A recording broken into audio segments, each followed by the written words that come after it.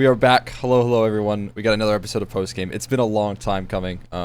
Been busy with a couple of European trips and weddings and all that, but we're back here once again covering some more events at the end of the season. We got the player break coming up and Cologne fresh off the back, and I'm joined here by Stamina, of course, my co-host, and Skriv, another lovely YouTuber. I love your videos, Skriv. You got some great content out there. I was going to say this to you before we started this up, but I love going to your YouTube channel whenever I cast a European game, and then seeing if you have an interview with any of the European players that I'm casting, and then just getting some sick antidote from your interviews. So I absolutely love that, and I just want to give you a quick shout out before we get into the finals. But how y'all doing? Fair. Yeah, no, good, mate. Good. I really appreciate it. Yeah, of course. the lovely little intro there. Yeah. I need to. I've been a little dry on it recently. It's kind of, I did industry people, and then when you try and shift into players, it gets a bit more viewership and stuff like that. Mm-hmm. Can be kind of challenging to get them to agree or to pin them down, and then you've sorted a date, and then it's like, oh, actually, especially in the tier 2 when there's so many games, right? Yeah. So I appreciate that. I appreciate that a lot. For sure. Yeah, Stamina's always busy going to Europe, so it's hard to track him down too. But I wouldn't say always after my first time, but yeah, we were all pretty busy for like a month or two there. So yeah, it's been a while, but we're back. Good to be back. All right. Well, we can go ahead and talk about that pretty sick final, because I don't think we could have gotten anything better. I know people. This is something Kerrigan said in like the exit interview or whatever when he was on the stage, but he's like, I know a lot of people hate best of fives, but I don't think a best of 5 should be used for like many things, but Cologne absolutely nailed it. Absolutely nailed like the entire game. 16-14 to close out. A little bit of a comeback as well from FaZe, but yeah, I mean, what do you all think of that initial match right there? Yeah, I mean, I think BO5s for like, we get 2 majors a year when there's not COVID taking over the world, but we get 2 majors a year, and we get Cologne, and we get like just those few events where if you have a BO5, those like super important events, it's like it means so much. So I loved it. I loved the BO5, and also when you have a true like finals, there have been times in majors and other Cologne events where it's so lopsided. You had the Astralis era where nobody was beating them, and so like if you go into a BO5 and it's just gonna be like boring, then it's not that great. But if it's gonna be like this, where both teams are just so good, and playing 5 maps just makes it even harder to predict, it's so cool. Like I don't think anybody who predicted FaZe to win 3-2 is a genius, and I don't think if Na'Vi would have won 16-14 last map, those predictors would have been a genius. So I think BO5s are perfect for this scenario. Yeah. But overall, it's a pretty bad format if we had it at every event. I will agree with that. Oh yeah. Yeah. I think like the major, as well, is so long, so drawn out, so many games. I think that it can be, maybe it's a decision that they make depending on how the tournament has gone. I don't know. That's probably not something that, teams are going to be a big fan of, but I think that a best of 5 there can really draw out what has already been a pretty long process for teams and viewers alike.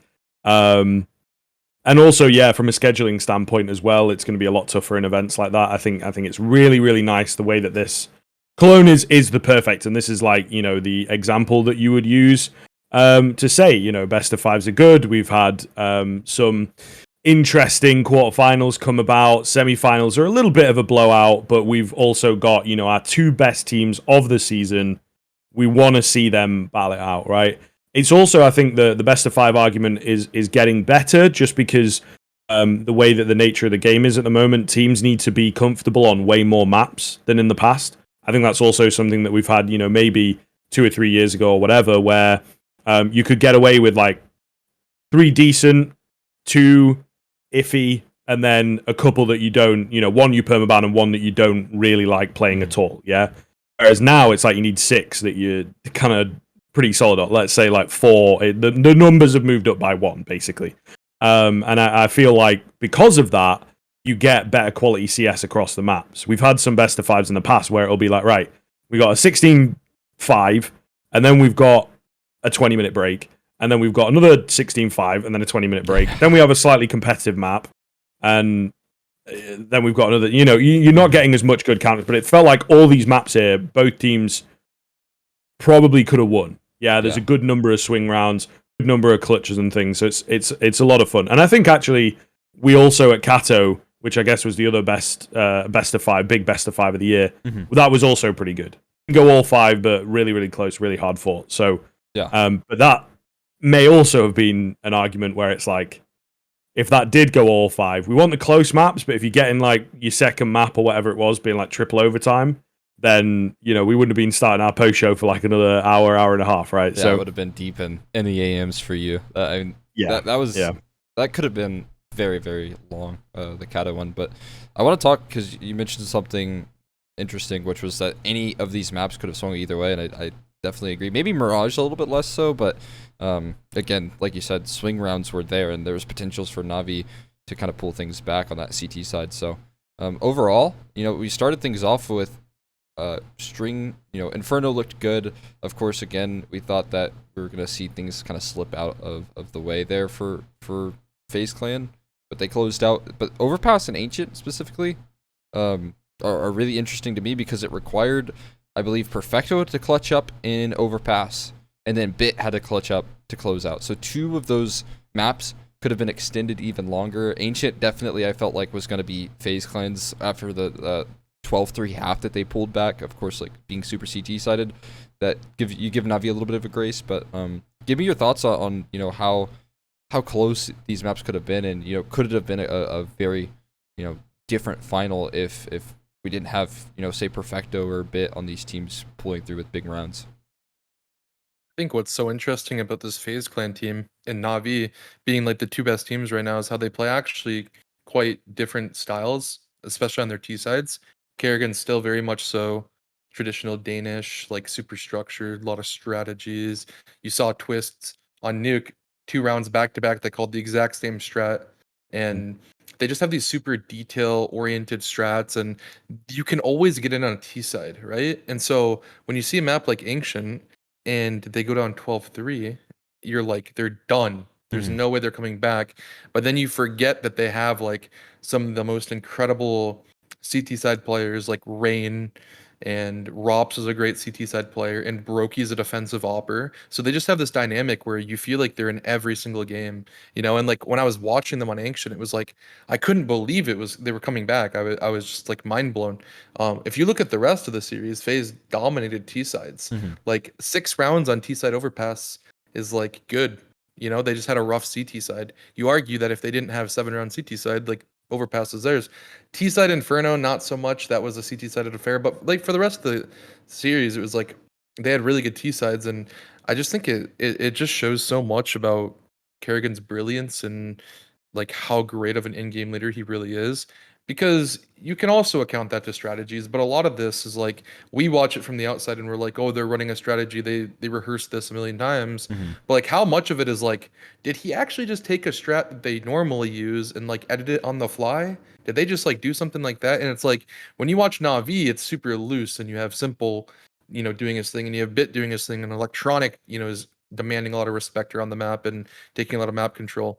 But it seems like Kerrigan is like really the one that gets everything going on FaZe, and it's incredible to watch. It's actually wild. So I was telling you before we started the show that I felt like FaZe's style would hurt them in a best of 5 because like there's gonna be certain maps where if Navi does the research, like they know all the strats, right? They know what to look for. And you kind of saw that with Ancient where it's like 12-3 half and they're just dominating CT side. And it's like to an extent, I didn't know like how much, but Kerrigan just surprised me again, and they take it in the end. So I don't know. I thought it was an amazing finals. It was one of the best. It was awesome. Best finals I've ever watched, honestly. So yeah, it was up there. Yeah, I think it must just come down to the fact that Kerrigan has such a good read on the game, and perhaps at the very least, like we can say that about. You might want to have this argument about who the greatest IGL is of all time, and it generally seems to be whether it's between him and Glaive. Glaive's obviously a lot more decorated. Kerrigan has done more with less, let's say. Yeah. And I feel like in terms of the styles, he definitely has to be up there as like the greatest mid-rounder, at the very least, in terms of the way that he reads the game. And I think that is indeed what gives this FaZe Clan the edge, right? Which is kind of what you're getting at in the sense that like now he has all the pieces where it's like his maybe slightly unpredictable even for his teammates and whatnot can work because he has explosive firepower kind of at its peak. He's definitely had it in the past, right? But I think the addition, especially of Rops, has brought it back to where you've got some Nico type energy in there already. You've got some Guardian type energy in there already. We have strong AWPers, we have strong riflers, but I think that Rops coming in has just given it that sort of extra edge. Twists, maybe there's not quite as much pressure on him, but even then, he was clutching up like a madman in this final. So, I think that that's what makes them so difficult to deal with, is that they have all this firepower and they have a great kind of mind behind it where it might even be with, moving to electronic. It's kind of what people have said about Na'Vi at this point, is that they're also getting a little more unpredictable and explosive and whatnot. And I think that that's maybe what they're trying to hit. And this was the thing that I worried about. They've not had a lot of time for it yet, but the resource of Blade behind Na'Vi is something that could have given them, and nearly did, obviously, give them the edge in this best of 5. But I think in time to come, actually, Na'Vi FaZe, as a rivalry, hopefully keeps up. And I think might be one, if they can shape Electronic into a really good reader as well, might be one that, ends up being a massive, massive rivalry that Na'Vi can overcome. So really curious to see how it goes down. But just to sort of piggyback off of your point, I think that it's got to come, Carrigan just keeps it fresh all the time, and they might have their set rounds or whatever, but it's hard to truly get a read on FaZe Clan and also to truly shut them out of rounds, because I don't think that we had a weak performance. That was kind of maybe one of the differences here, is that Bit as not massively, but definitely notable on some maps, right? Some Die Young still fitting in. That's another thing actually as well that I think we need to add to the narrative, and hopefully does become a part of the narrative for this best of 5, is the fact that Some Die Young is still classed as a stand-in. So certainly, they have to keep their eyes on that, from punditry standpoint. So but I just think that Carrigan, man, like, he has to be the real difference in this series for me. Yeah, no doubt. I mean, they were really struggling to close out Nuke, and again, this is something you pointed out. I don't think I would have noticed this, and this is why I love having Stamina on here, is that he pointed out they ran this 2 exact same strategies to break their economy completely. It was just Twist diving off of Marshmallow and onto Mini, finding himself like 2 entries every round on the A side, completely like destroying Navi's comeback right there. Because before that, I really do think Na'Vi was going to just easily close that one out. There's 5 in a row, and they weren't really punching back until they finally called that strat, and then eventually, they called it twice in a row, breaks the economy, and that's where, they're able to close that one out. So it's so insane that Kerrigan's going to call that 2 times in a row, thinking that surely there's going to be some sort of adjustment, but he just, I don't know, he just knew. And the second call, Electronic was perfectly placed for it. I don't know what happened, but he didn't hear like the drop, and so maybe it's just crowd noise. That's the brilliance of these guys and their experience on these events, is like, when you've been there and they can't hear anything, you can make a play like that. And Twists, he's been here, he won Cologne, and he turned around and he cleared that spot, and he sees them and he gets the freest kill of his life. And then Electronic is like, where did I die from? He can't even communicate it in time to Some Die Young to react in Mini. So it just turns into this like brutal double entry that actually goes to a triple. And it's like, that's part of the brilliance, is like, they just understand so well in that situation, like what is going to work. Like, it's crazy to me because I've never been on a stage, right? Like, I've never in-game led on a stage before. And when you start to like really look at some of the little things, some of the little intricacies that change when you're playing online Counter-Strike versus LAN versus studio environment versus crowd, it's like, that's where you see the greats really molded. Like, Kerrigan really, to me, cements himself as the best in-game leader when he's able to pull off these incredible wins against such an incredible Na'Vi team. 2 major events in a row, the major and now Cologne. So to me, it's just like, I don't know. I feel like it just says so much about him and his intelligence and his ability to lead. So yeah, I'm all over it for Kerrigan. I think he's just doing so much for his own story right now. So. Yeah, I think it was really great as well from FaZe. You could kind of see in some of the maps that they just keep that composure, and it, we talk about it a lot. It maybe gets overused and whatnot, but I think keeping present, it is that real finding like why you're playing kind of thing, and why you're playing in this final, and just not letting that pressure get to you. And I think ultimately, great competitors just want to win. They just want to beat their opponent. And I think that that's kind of where FaZe, and especially, again, Carrigan, kept themselves. There was the 1v4 or whatever that Simple pulled off, and they cut to him on the Carrigan side, and he just kind of...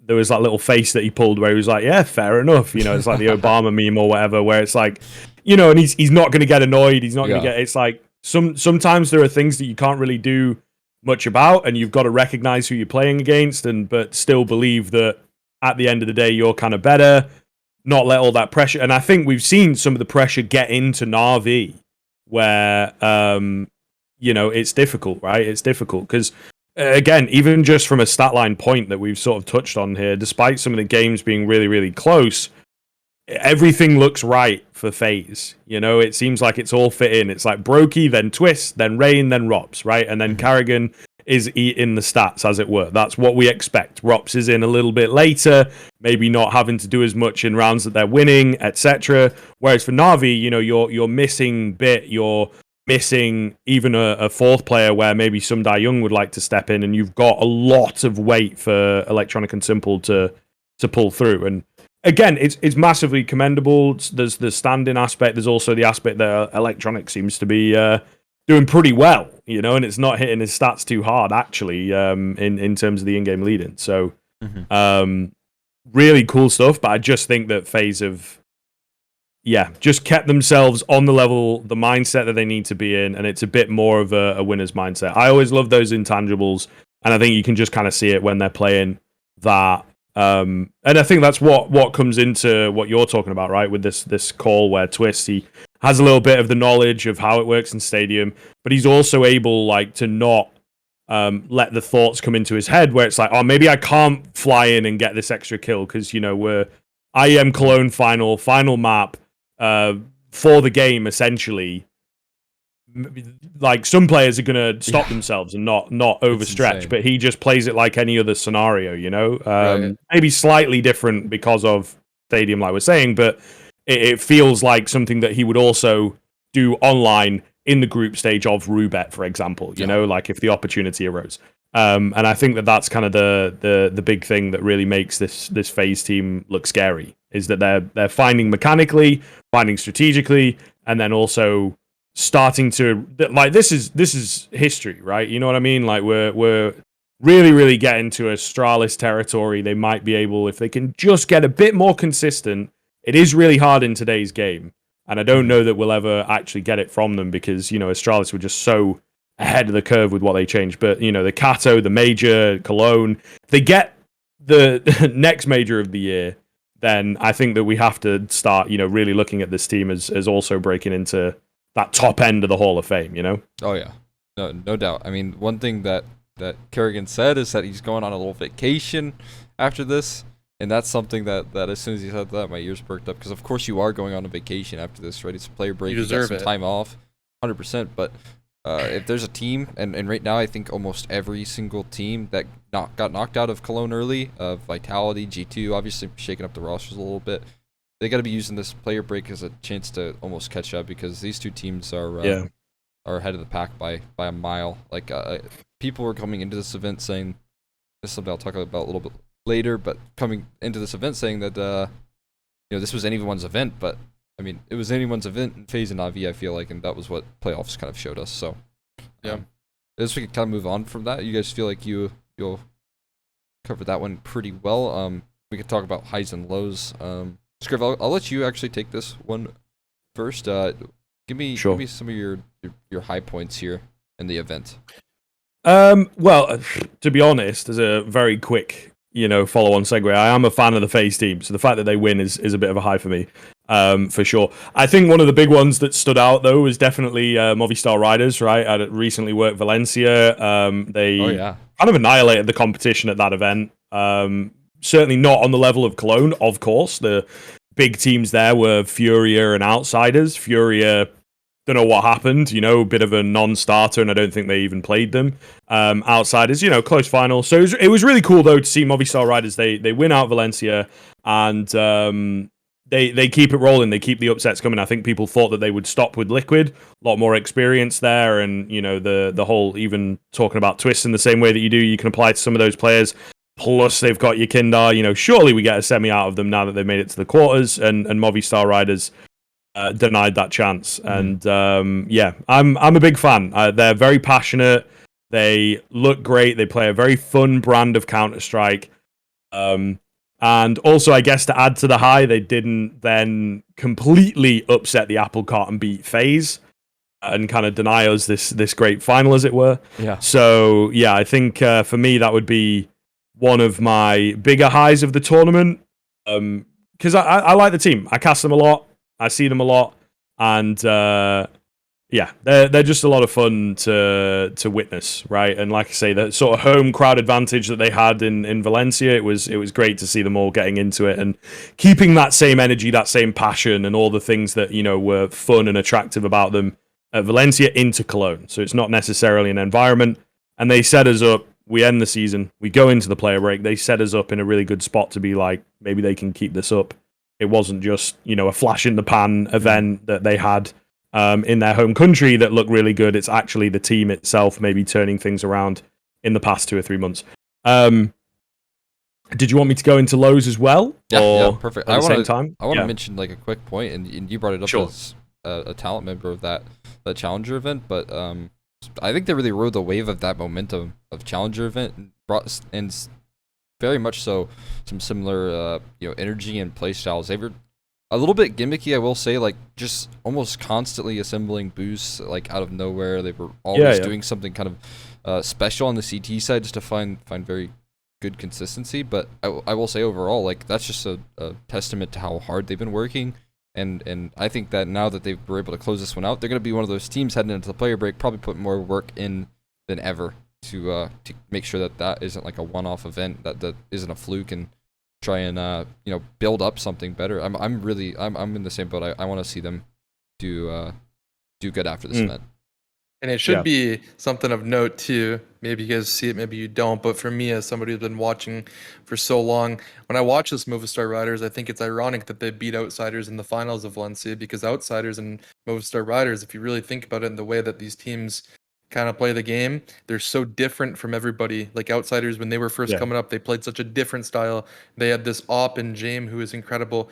They had this aggressive rifler and kicker who is incredible. And you look at Movistar and they've got Mopaz doing the same type of thing. Yeah. You've got Sun Pius doing the same type of thing. They play a different style. They're catching people by surprise. They work really hard, head down. I think it's kind of cool.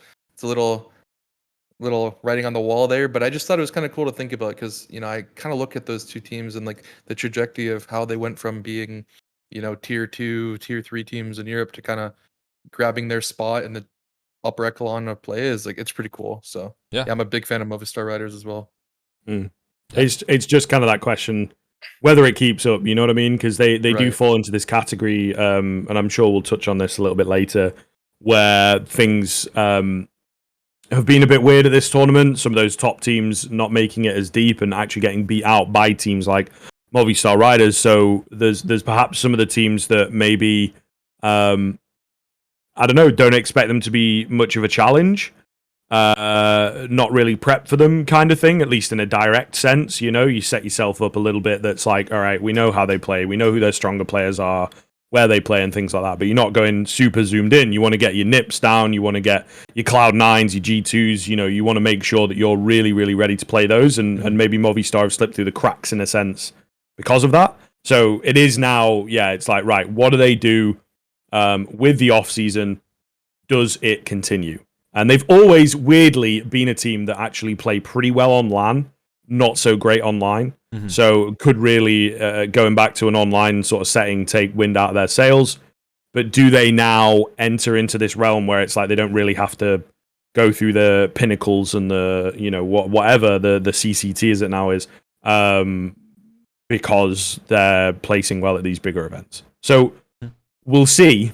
And I feel like, unfortunately, if they do start to lose steam, there really isn't any other option, in terms of players, right? So they're really going to struggle to figure out a player that's weighing them down or whatever, right? I think it's going to be difficult. So we'll see. 6 months for this team, really going to be a trying sort of spot. But I hope that they stick around that top 15, and they could, as you're saying, Stan, be a similar sort of team like Outsiders, where it's like, they might upset you, they might get the odd top 4, but they're probably not going to be a world-ending, consistently winning kind of team, right? And I think that's a healthy-ish place for them to stay.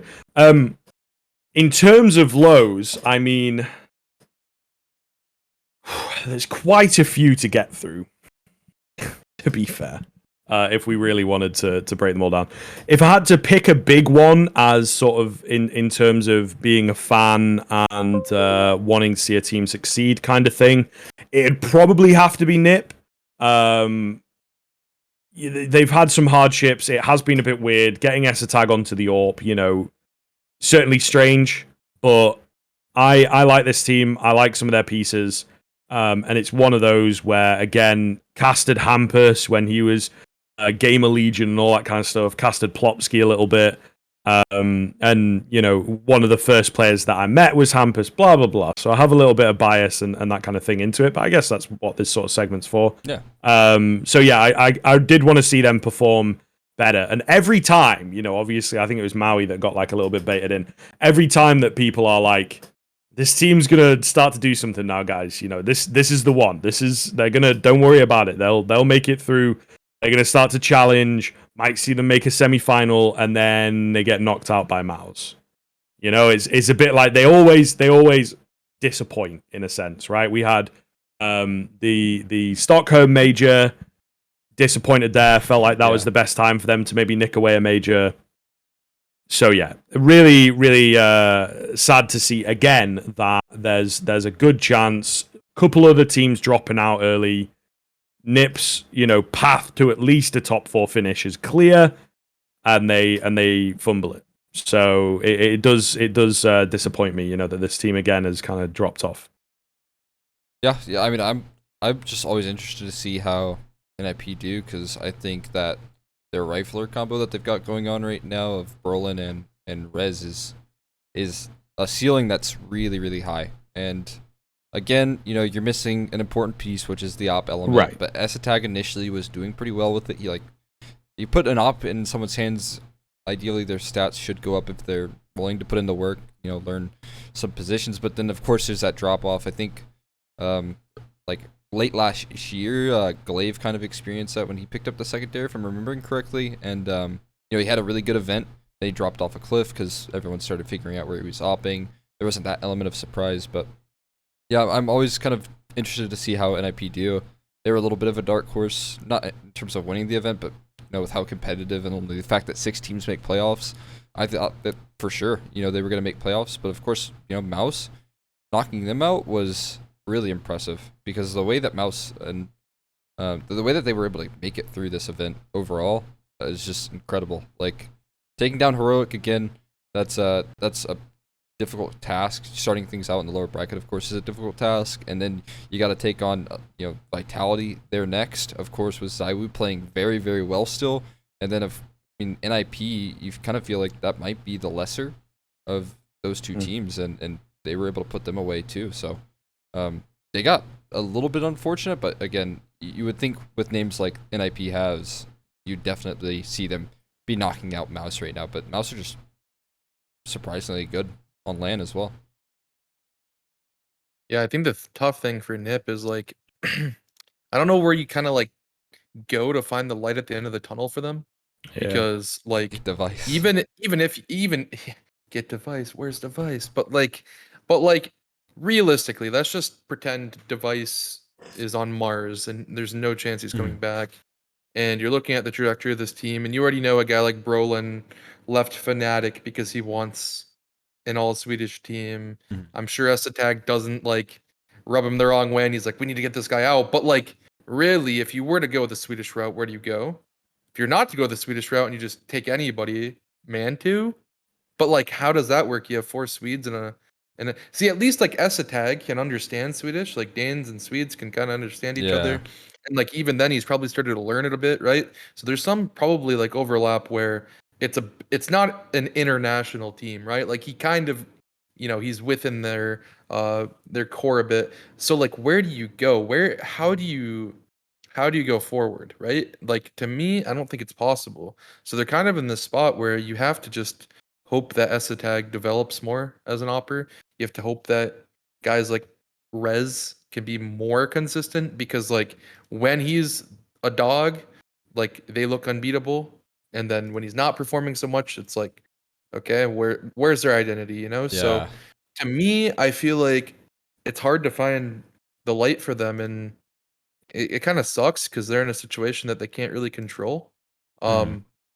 But yeah, it was pretty disappointing to see them not make it through. Like you mentioned, Skriv. I thought they definitely were better than all Maus and Astralis at this time. So I feel Yeah. like Mhm. not being in that matchup to begin with is just kind of unfortunate. So Yeah. For sure. Definitely not controversial to say. I don't know, man. Like, it's tough. I'll probably save this for the rant section, but I think as well, they've just not. They've needed a bit of a break. I think they need some time to really figure out what's going on, and they're just sort of playing tournament to tournament, and there always seems to be a little bit of something with this team, but yeah, it does feel like if they can get Rez and Brolin working,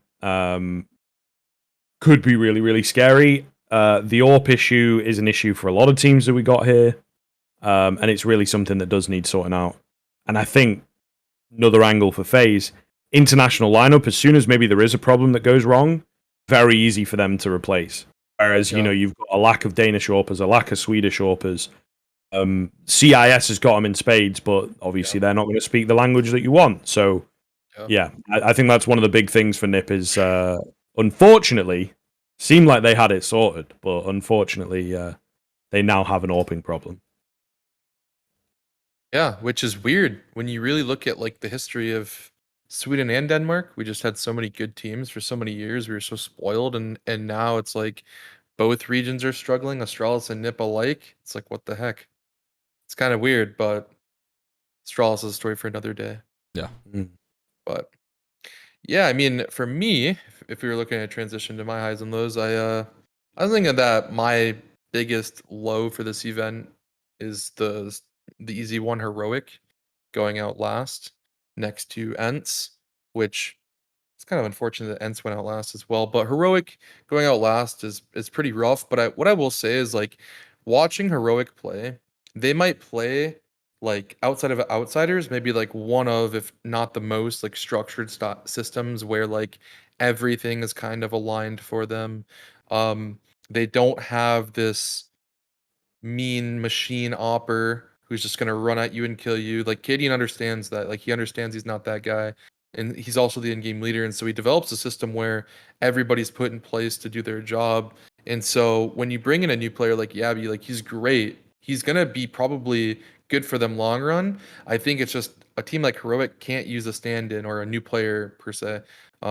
And perform right away, like Navi, for example. Like Navi, they have their guys who are going to carry. They're going to do their thing. But you can kind of look at a heroic, and the only player I would argue that isn't more or less like kind of a system player at this point in their career is like Stown.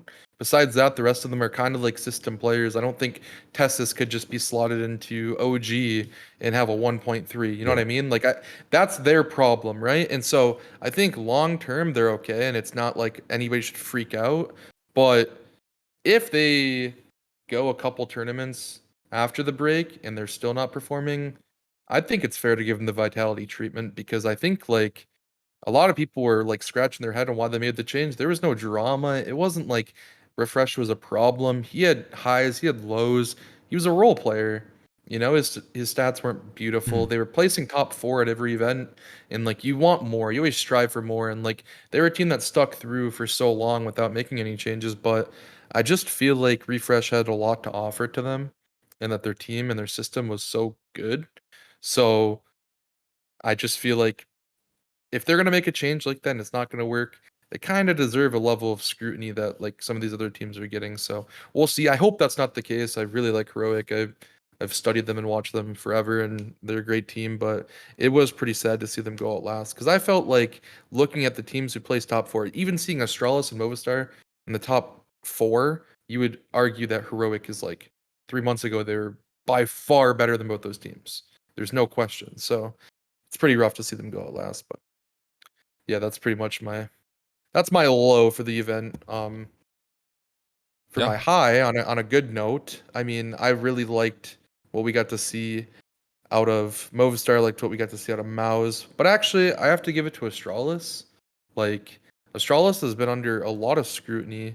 Um, they've had the unfortunate circumstance of having to keep replacing whoever is doing the op role for them, and we all saw Device take it over for a few matches, and everybody was like, "What the heck's going on?" And then he said it was just a map-based thing, and it wasn't an ego thing.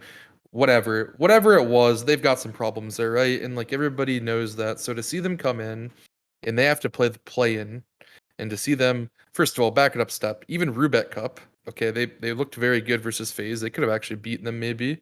Um, anyways, so they go from the Rubek Cup top four, whatever.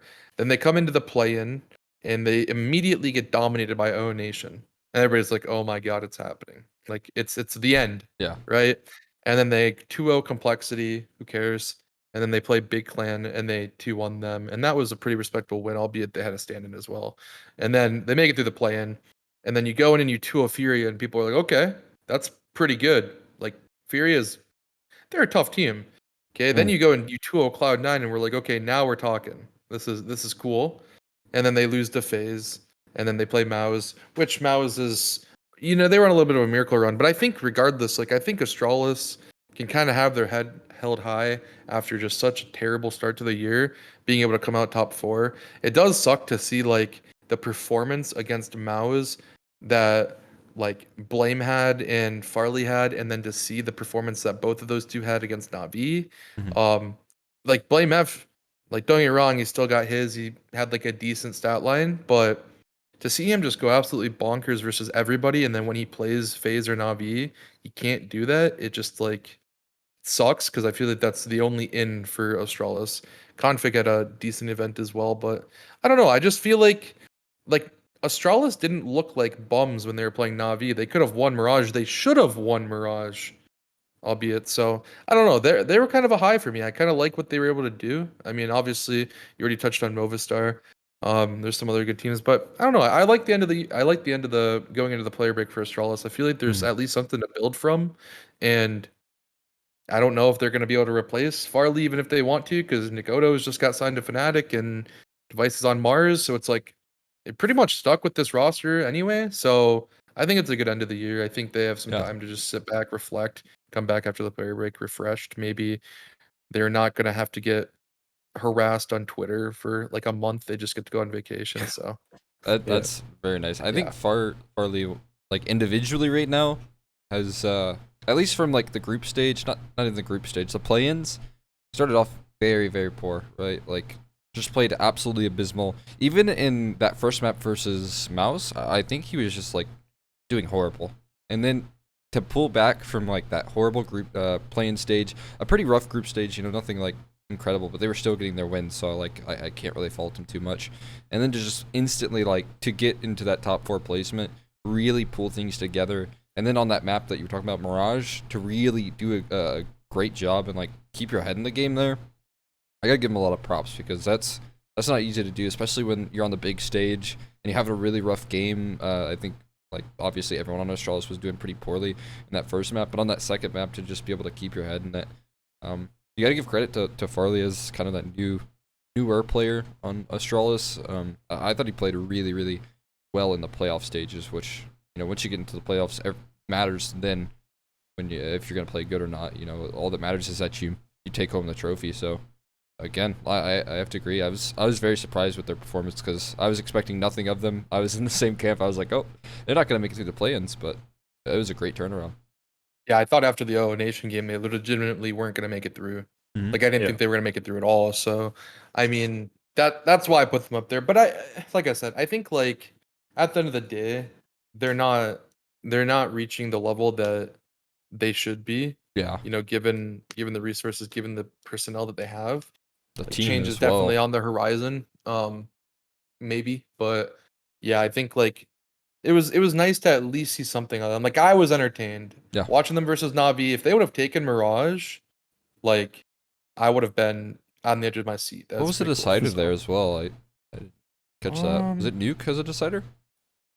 Let me Overpass. jump on and find it. I think that's right. Overpass decider. Against Navi. overpass Yeah. decider, Yeah. yeah. So Yeah, Nuke was played. Yeah. yeah. Yeah, disappointed to not see them take that map. Mirage was a bit of a choke, but again, they'll walk into that player break happy, so no big deal. Yeah. So my highs and lows. Lot to learn. Yeah, for sure. I'll kind of go through this kind of quick-ish, but I want to give some credit to the combination of Electronic and Blade, because I'll never, just think that the Navi IGL isn't directly tied to Blade, and really what's probably going on is a little bit of secondary calling from Simple as well, I'd have to imagine. I feel like that Boomich left as kind of the primary role, because I've listened to a couple of their comms, like the segments that ESL do during the breaks and stuff are very, very cool. Like you get the player comms, you get like a really important round, and you get the comms from it, the thought process and stuff. So I kind of took that value from that. Boomich was calling in one of those segments, and so he definitely did like seem like he was a vocal point. But I think that they split that up, and Electronic just being able to frag alongside having that impact of calling is an insane level. Like I think he top fragged in the final as well, like by quite a big margin, which is sick to see. Maybe not over FaZe players, but at least over his team. And then to combine that with the fact that he's now calling as well, is just so incredible. With the fact that SDY or Sumdai Young is now on that team, and he has to fill in all of these roles, and they have to adjust everything. Like it's a massive transition that Navi's undergoing, and obviously they have their trio of Electronic, a bit, and Simple, but still, the fact that they're just making finals is never going to be not shocking to me. And we can I can just run through my low as well, and then we can get on to the surprises. But the low for me is this time, like I know it's just like beating a dead horse at this point, but Vitality obviously just dropping out in the way that they did. Some slight improvements. I feel like maybe they didn't look as bad, but they have ZywOo right now. Probably the top player in this event. Granted, he didn't play as many maps as other people, but if you have a player at the top of the event, surely you're making playoffs, right? But just no one is helping out here, and it just seems like they are so far gone, and I just don't know what the plans are for changes either. Like, it doesn't seem like there's too much intent at the moment. I don't know if like Masuda would be on the chopping block, because he's kind of inconsistent, but sometimes he does have very impactful calling. Whether they maybe even think about getting rid of Apex, but I don't know how good of an idea that is, because at their peaks he was a really influential force. But I don't know what to say about Vitality anymore. I mean, realistically, the biggest problem that I see with Vitality is that you literally watch them and you can literally tell by plays that happen around the map that they don't have good communication. Mhm. And it doesn't seem like Dupree and Megask are gonna learn French overnight or vice versa, right? So to me, the most like obvious decision that you would have to make if they just don't find success is just go back full French. And I don't even think it's that crazy. I think when you look at Yeah, ZywOo. the two main teams right now, Heat and Falcons, when you look at the pieces that those two teams have, you're talking about like you imagine adding in a guy like Hadji into their roster, get that aggression and that firepower. Body has really developed into this like amazing fragging in-game leader. Lucky's also been fragging around side. I'm like, don't get me wrong, they're not gonna be a world beater, but what you do is you take away these two guys who are supposed to make you a sure shot finalist type Yeah. team every event, and you're taking in some developmental players who can be like, okay, we speak French again.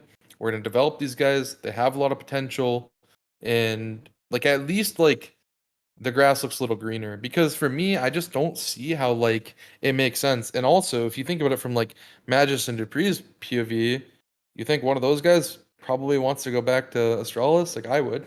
I'd probably want to go Yeah. back. And I like don't you know think if you about want to all go their back at struggle. this point though. Maybe Maybe they had a good if placement. if I'm so. if I'm Dupree or Magis and I see like, wait, Glaive has blame and config now. Can I come? Like, Yeah. if you actually Yeah. think about what their problems are with that team, like it's the fact that Glaive, blame F, and config all kind of play a very similar role. Config a little bit more aggressive, but like they all kind of. You need a guy like Dupree. Honestly, you need a guy like Dupree to replace like Zipnix, and then maybe the roles work out a little bit better. Maybe people can do a little bit more. But anyways, I just don't see how Vitality can make this project work, Yeah. honestly, because to me it looks like it's all communication, and that's like Yeah. communication is one of the most important facets of the game, and it's like if it comes down to the language that you speak, that's a barrier that you have to work very hard to overcome. So I just I don't see it.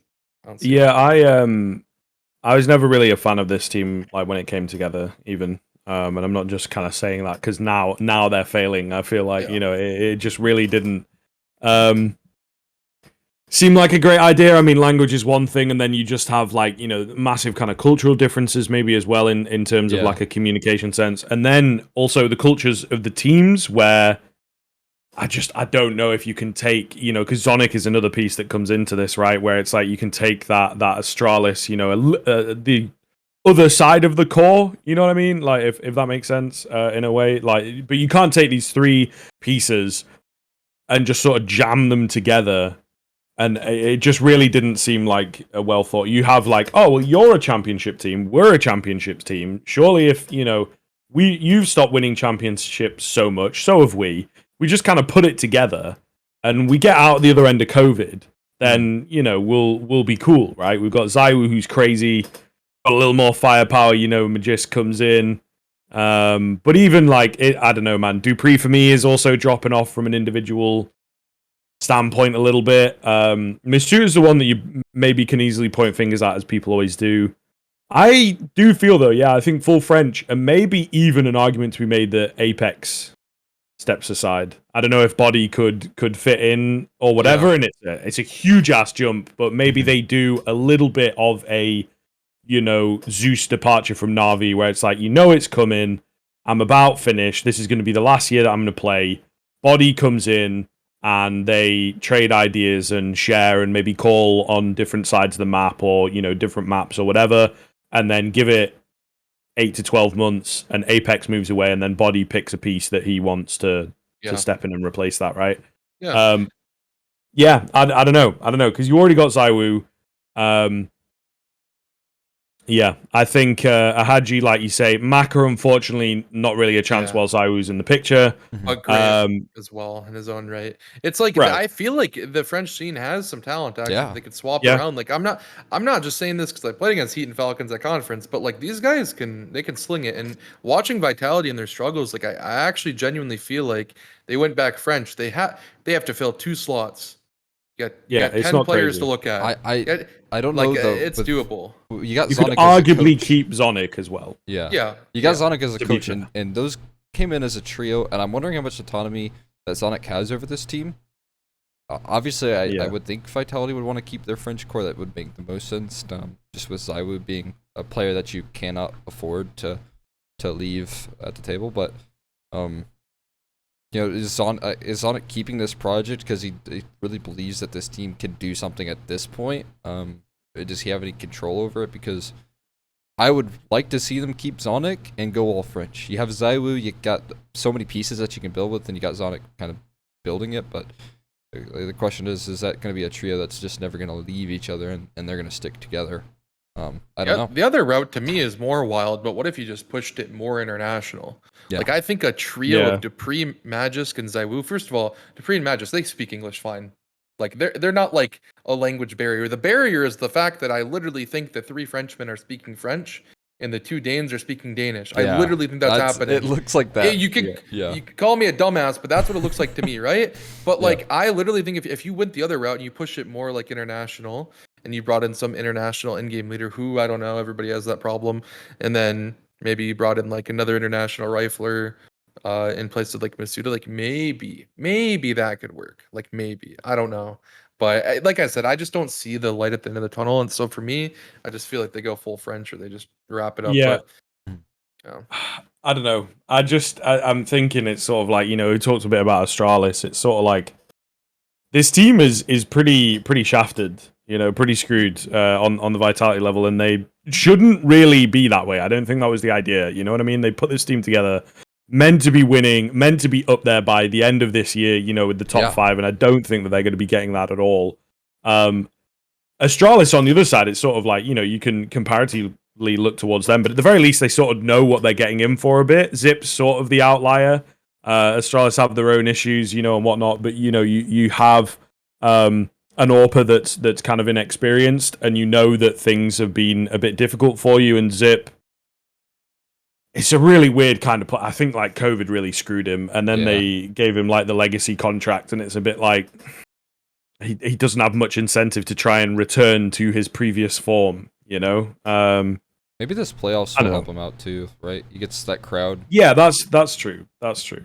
But I just think as well now he's kind of, he was a man that maybe saves rounds, and now it feels like that's more where Glaive seems to be placing himself a little bit. So I don't know really. Yeah. It's a bit of a weird one for me when it comes to Zip. But at the very least, like Astralis know a little bit what they're in for, and that they're going to have to work it out, and can Config and Blame F, it seems they can, but can Config and Blame F keep up their performances, right? That's some of the questions that they have coming in. I think that the Vitality, they were like, give it 6 months and we'll have it sorted. And it just, yeah, it's really not looked good at all, like the entire time for me.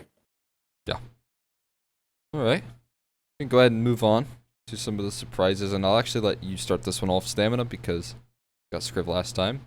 So go ahead and shoot with your surprise of the event so far. Yeah, I guess like they kind of fall into the same category of like lows, but for me, biggest surprise is like Ents going out last as well with Heroic. I don't know, I just feel like Ents is such a good team.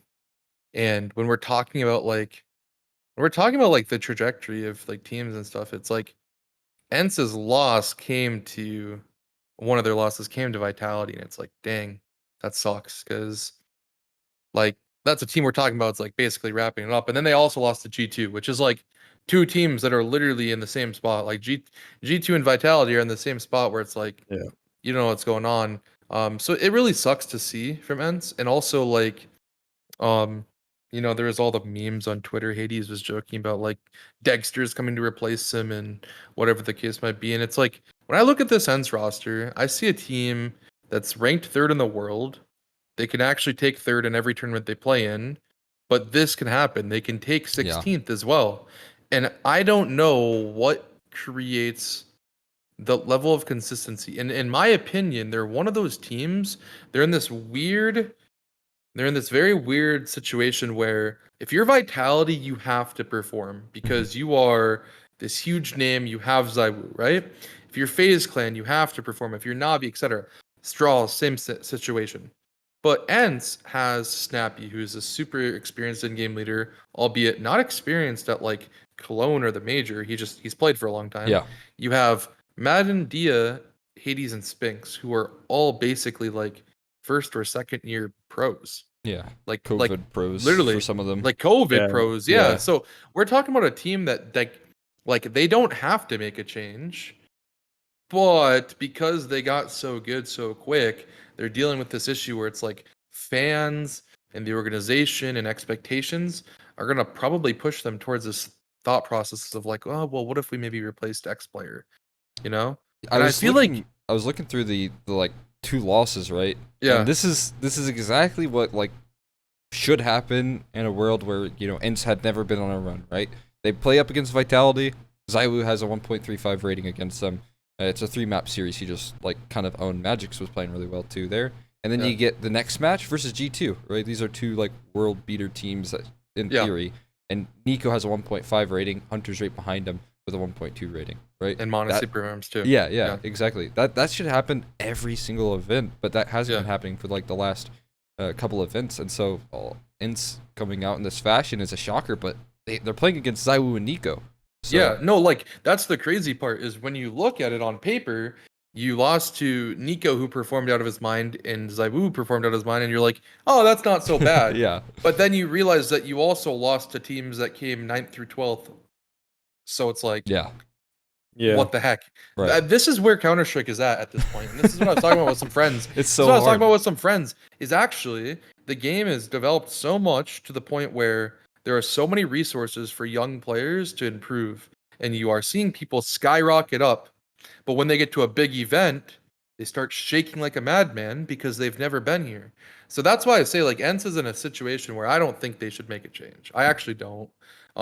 Maybe you could have made the argument that like, yeah, Dexter is on the market. Maybe we replace Hades with them, but like I didn't see that happening. I actually like when I OG started probably has more money. when I well that, but like when I saw the memes from um Hades himself, it told me that this guy was just so like secure, and that's okay.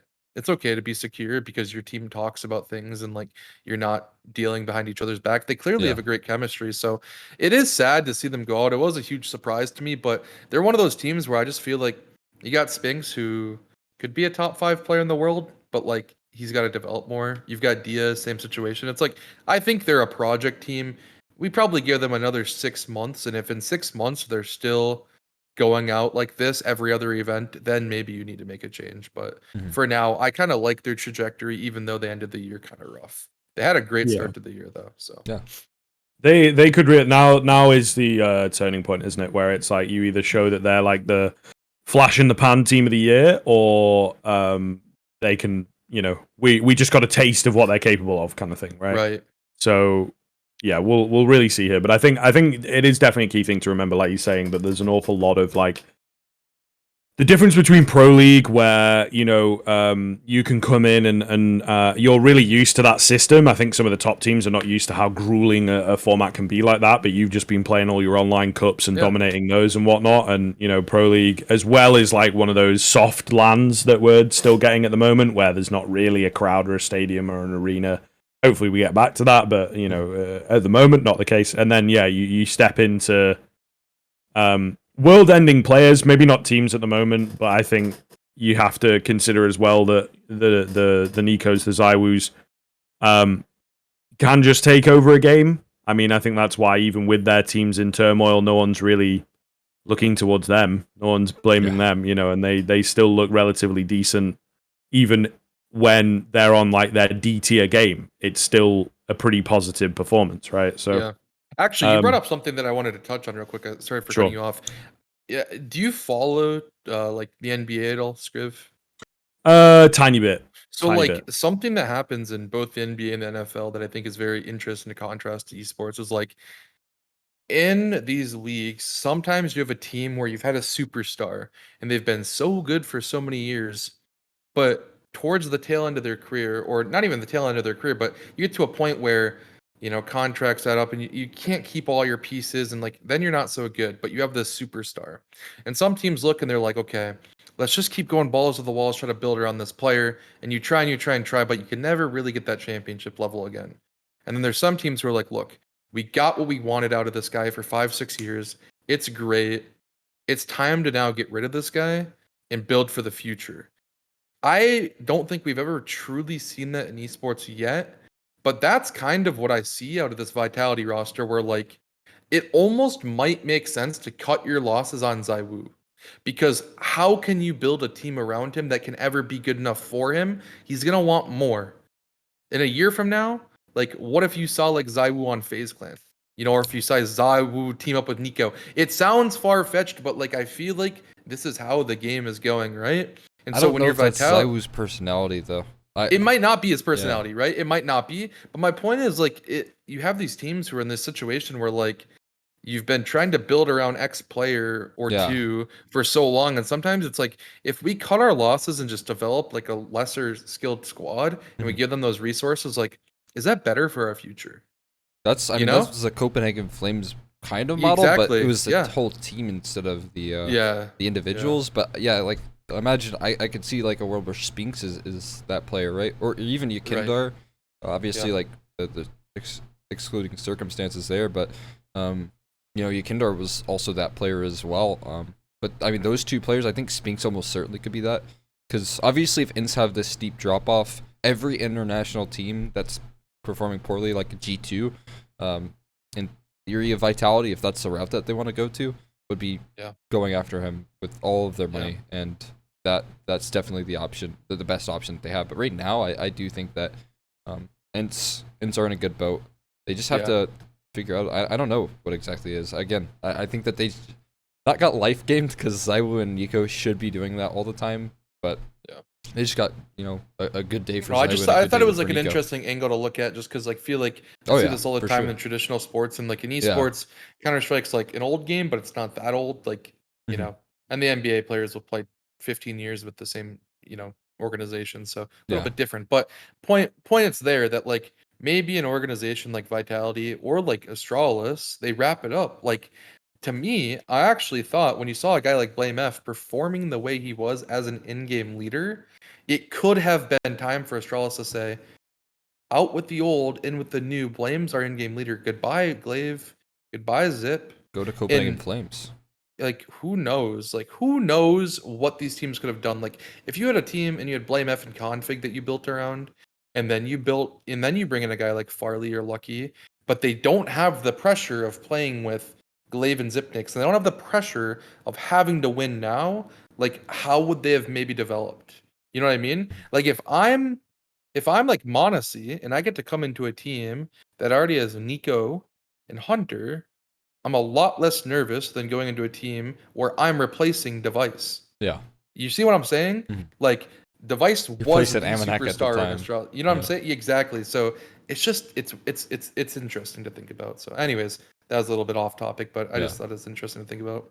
Well, I did a quick little, while you were chatting away, on Wikipedia, and just get all my kind of hens in a row kind of thing. And it's interesting because Zaiwu actually, there is maybe an argument for it, or an argument for like maybe we have to go back and like individually. I think that on his previous rosters, he is really set up to be the absolute world ender. Yeah, because he's playing with like.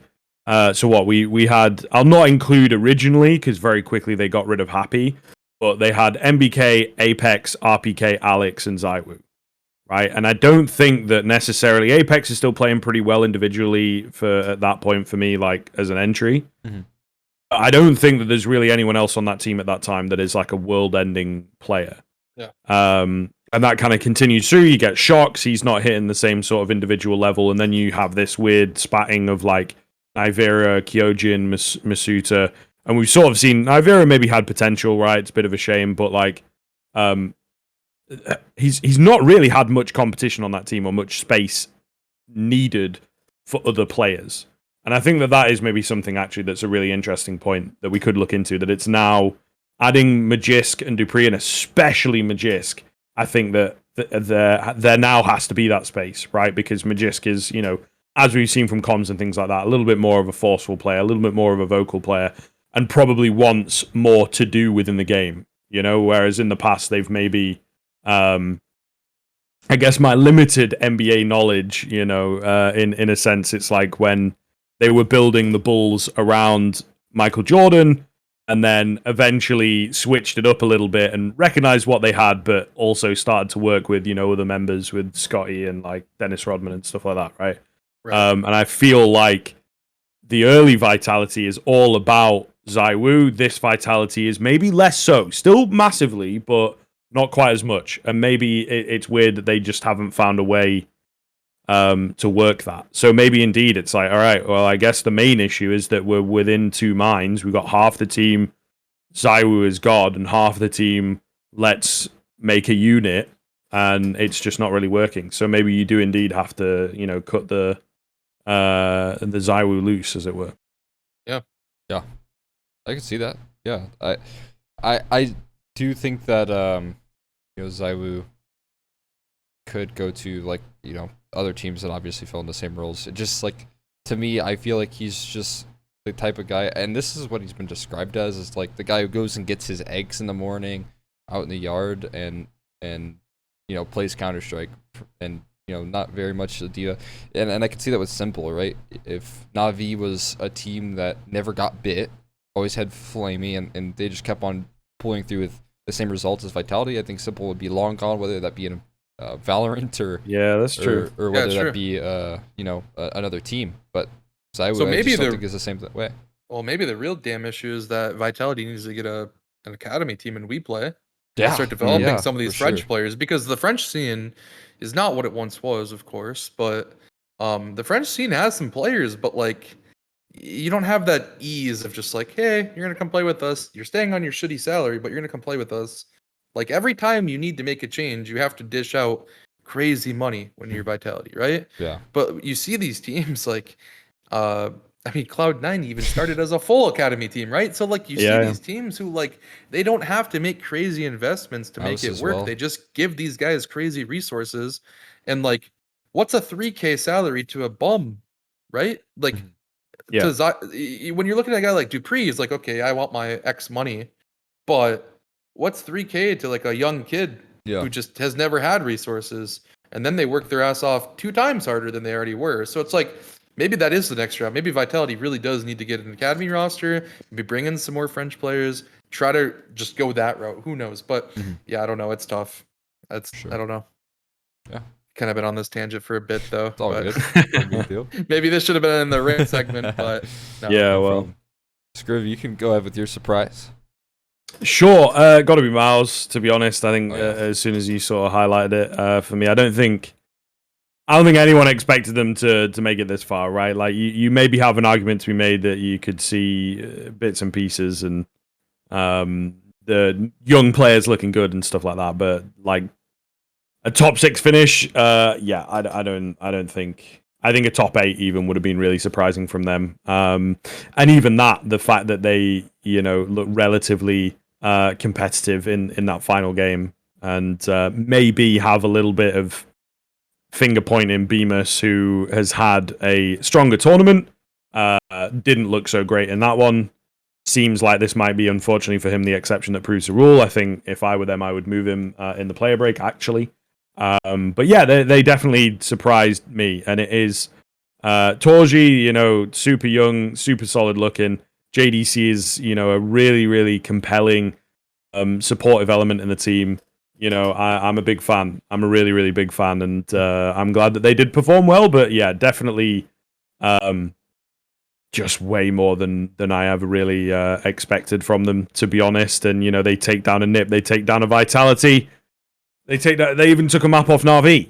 So they really, really, I think, overperformed. Sure, I don't know that we're going to see this too much from them, but hopefully we can see them at the very least be interesting again, because it has been a rough one. But I still think there's some changes to be made, and unfortunately, Dexter, although it all comes together, and I will admit that I'm borrowing this little point off of Vendetta from the other day. You made a really solid point that is coming back to me, but he's probably one of the first people that you look towards on this team to go, okay, well, we're looking good, individuals are looking nice, you just got to change the in-game leader, don't you? Because he obviously really solid in the top of his own field, but his own field over in Oceania is not really high enough. He still has a lot more work to do, really, and there's probably a young 21, 22-year-old that you could perhaps pick up. This is maybe, our body conversation.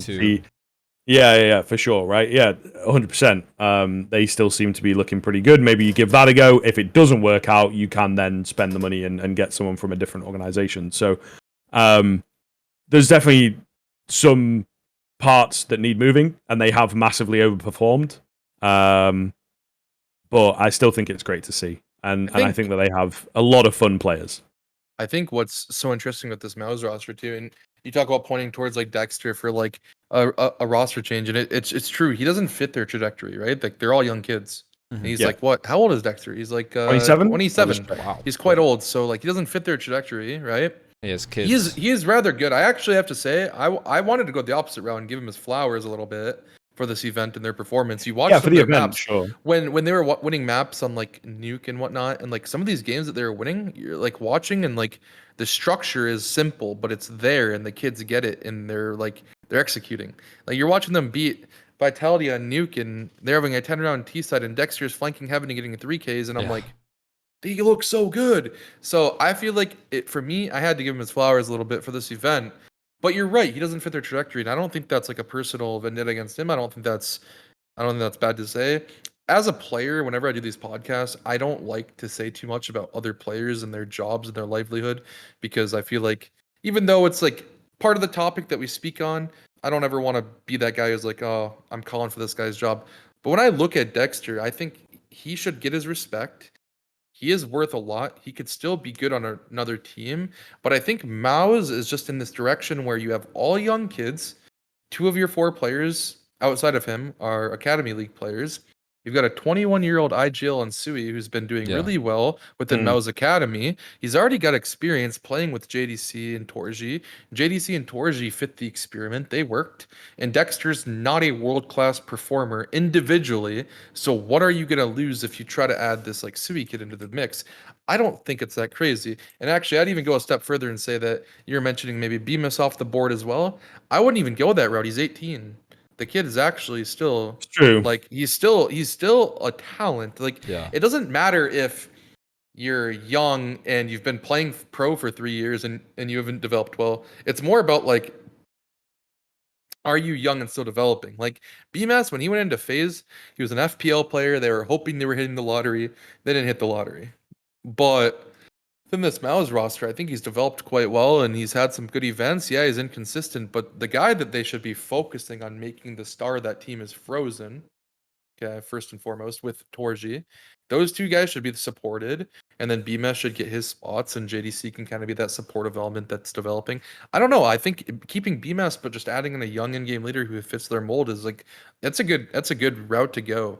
Like to me, in a perfect society, we would never replace Dexter anyways, because why replace them? They're looking good, but you're right. He doesn't fit their trajectory. It doesn't really make that much sense. So I'd go that route. I'd say like add in a kid like Sui, see how they do, give them the Yeah. resources. Maybe they do good. Who knows?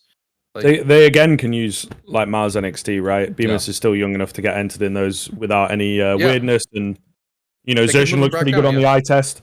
I think those are your biggest players really, is your Munisi, your Torji, and then Zertian feel like the best players out of the academy system, right? Or at the very least the academy league itself. They have an opera on their academy team in MHL who is being eyed up by top 10 teams in the world before he went to Mao's NXT. It's like Yeah. they have a good project going there. Yeah. So. Yeah, Jim Fat, they've just added. He's 15, so I Yeah. think Really they've good, really yes. hit the nail. They jumped on this fast and they sorted it. They got a good team. Cyclone as well, coaching aspect really solid. That's maybe a quick point to make about how Miles have found the success here is an injection of a solid coach. Right. Which is something that got a little bit weird for them with all the bugs and whatnot. So yeah, I don't know. It just feels like Bemis is it's difficult. He's not quite like you say the lottery, but even to sort of an acceptable kind of level. He looked good for most of the tournament until the tail end, so that's fair. Maybe we see a turnaround now that he's found himself a higher skill floor for most of the games, but throughout the year, throughout his tenure, he's really riding that wave. He stood in for FaZe, didn't he? And he looked good there, and then he's still been riding that wave for a while. It feels like so. Yeah, I don't know. I'm not a massive fan of him as a player, and like on that ancient, he just really, like you don't like to point big fingers, but I think that he was playing B most of the time, and he just got absolutely ruined. And it still ends up being a 16-12. So if there's a little bit more from him, so we'll see. That's one map. That's an outlier, right? That's no reason to kick a player. But I certainly think that a bit of a rotation. Why not give it a go for a pro league or something? Let's be like, for this tournament, we are going to use a different face. It's not the biggest tournament of the year. We maybe don't need our quote unquote best squad, but who knows? It might improve us.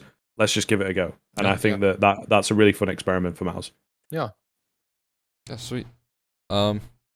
So of course, my biggest surprise is going to be Liquid making it into the playoffs. I've been so tired of the disappointment as a North American, and now we finally get to see at least a playoff team. Still a rough,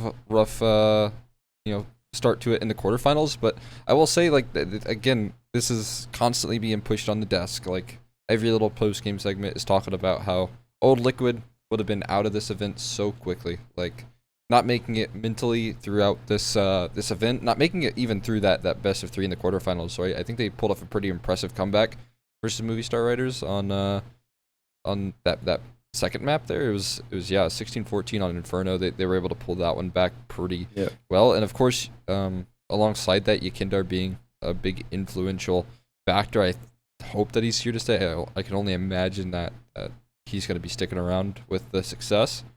But again, I was really, really glad to see Liquid kind of being a team that instead of just either capitulating or getting choking a lead, they're the team that's coming back and keeping their heads in games. So, gotta give them credit. And of course, it was a big surprise to see that with the introduction of Yakindar. Yeah, I will say I actually think something that should be of note is that they performed really well, and Yakindar was this. Everybody was looking at Yakindar like, how is he gonna perform 150 hours past you? All Yeah. this stuff, right? He didn't actually play that well. Okay, don't kill the messenger, but he actually did not perform that insane. He wasn't living up to Yakindar standards. He didn't really play his spots even. Like they were talking about this on the desk. Like Yeah. he actually did slot into a few of Shox' roles, just like 1-for-1. Yeah. It didn't seem like he did his thing. Like I remember Yakindar that just ran up ramp, A site vertigo, dry on outsiders, no nades, nothing, just gets an entry, goes 1-for-1. He's just done with the round in 10 seconds. Like he wasn't doing that. He was lurking B and he's being a little bit different. So I think like he finished this event with a 1.05 and a -3, and we're still like singing his praises. And what I think Yakindar did more than anything was, like you mentioned, you now have a mentality where it's like you have Yakindar, who's a great kid to have on board. He's like always excited. He's in a good mood.